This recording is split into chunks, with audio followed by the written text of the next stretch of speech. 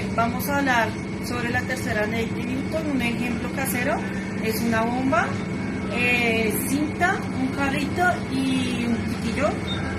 Entonces vamos a introducir el palito al globo y lo pegamos bien, cosa de que no se salga el aire.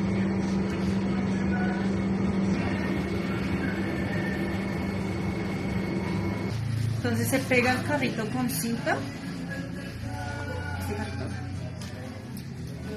Pegarlo con cinta.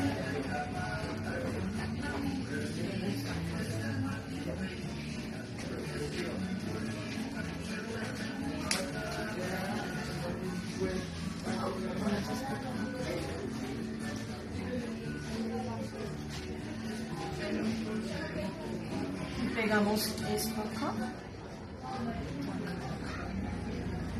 Pintamos esto.